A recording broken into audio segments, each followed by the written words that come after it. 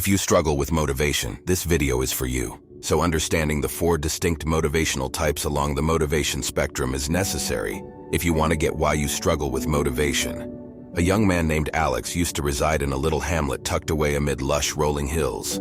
Alex had always desired to live a fulfilling life, to leave their mark on the world and to find their purpose in life. One thing, though, appeared to always get in the way of them: a pervasive feeling of demotivation. Alex had trouble developing the motivation and passion to achieve their ambitions from a young age. They would begin side businesses with great zeal but give them up in the middle.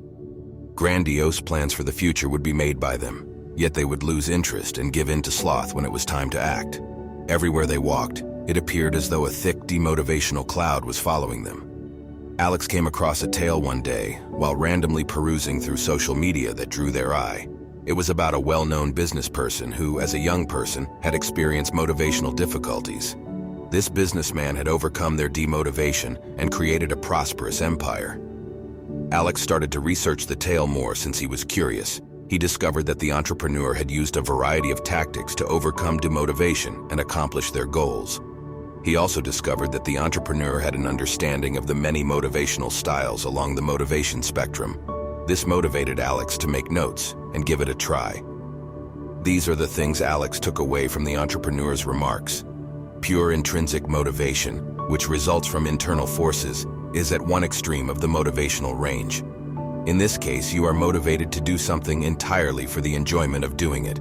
You don't do things like play video games, hang out with friends, or watch Netflix to advance in life. Rather, you do them because they are intrinsically delightful. On the other end of the scale, you have pure extrinsic motivation from outside forces, which is when your only motivation for acting is to receive a reward or avoid receiving a penalty, like paying a parking ticket. Nobody likes to pay a parking ticket. It just serves to motivate in an external way. It has no intrinsic motivational value. The businessman stated that you don't want to get letters from a debt collection agency or go to jail. Following up on what the businessman had said, he wanted to discuss 2 additional motivational styles that one might not have previously encountered: recognized motivation and interjected motivation. The secret to staying more motivated with whatever you want to do is to understand these 4 different levels of motivation and where they fall on the motivation spectrum. Let's explain these 2 concepts. Number 1. Interjected motivation is when you are acting because you would feel personally guilty or ashamed if you didn't.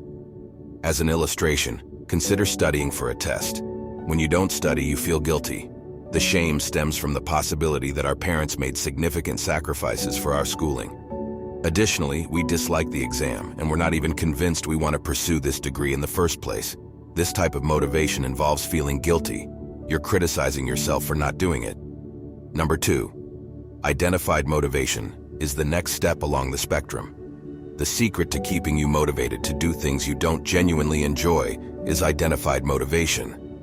When you have an internalized understanding of the significance of doing something, you are motivated by identified factors rather than by the fact that the activity is intrinsically pleasant and rewarding. Self-determination theory is a psychological paradigm that stresses the need of realizing your own motivations. Now, studying for a test isn't necessarily pleasurable in and of itself. The entrepreneur stated that becoming a doctor after completing my 6-year medical degree is really significant to me. That identification has become a part of who I am. Not because someone or anything is pressuring me to become a doctor, but because I really want to. To maintain motivation, one must produce identifiable motivation, or in a perfect world, intrinsic motivation. So I discovered a way to truly like preparing for examinations while I was in medical school. I took steps to increase the intrinsic motivation. I gathered my pals and we agreed to all study at the same library. To make it appear as though I was making more progress, I color-coded my schedule. I would visit several coffee shops and libraries near the university to give the impression that I was enjoying myself a little more fun. All of these characteristics serve to increase the intrinsic enjoyment, pleasure, and motivation of studying for tests. The focus of this entire lecture is on the causes of your lack of motivation and strategies for overcoming it. Even when something starts out being enjoyable, intrinsic drive is prone to waning. There are days when you just don't feel like going to the gym, and that's when your intrinsic drive is run out. People who go to the gym usually treat going there as pleasant at first. At this stage, if you want to stay motivated, you must rely on discipline and willpower. That's wonderful. But try to figure out a way to ask yourself, how can I tie this to my inner sense of self, so that I genuinely deeply care about the outcome that I'm aiming for? The only word that can be used to describe the solution is ownership or control. You need to feel like you have influence over the outcome for our desire to feel more intrinsic than extrinsic. You are in charge of the procedure, as well as the attitude with which you approach the situation. Many studies have shown that if you take autonomy away from kids, such as parents who force their children to play the piano, the kid will lose the intrinsic joy and motivation they had for the thing in the first place. This is true, for example, if you study for a university degree because your parents are forcing you to. What does this mean for us now that we are aware of the four main motivations? How can you genuinely maintain motivation? Identification of motivation is essential, and within that you should define what are known as self-concordant goals. You should always question yourself, why do I really want to do this?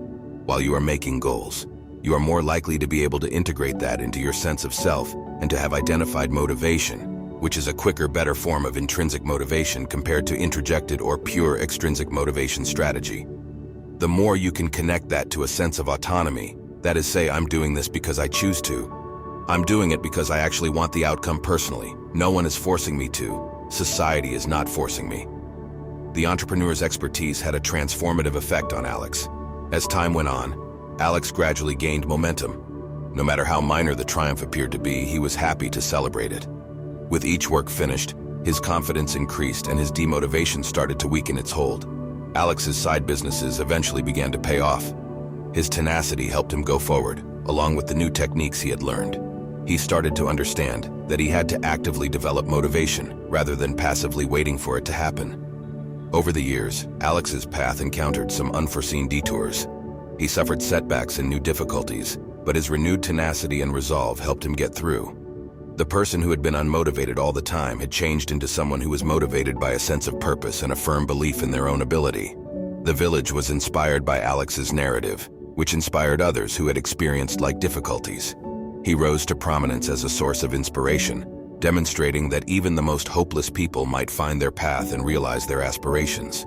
As a result, the young person who had earlier struggled with lethargy and motivation had come out of the pit of despair to serve as an example for those who wanted to overcome their own obstacles.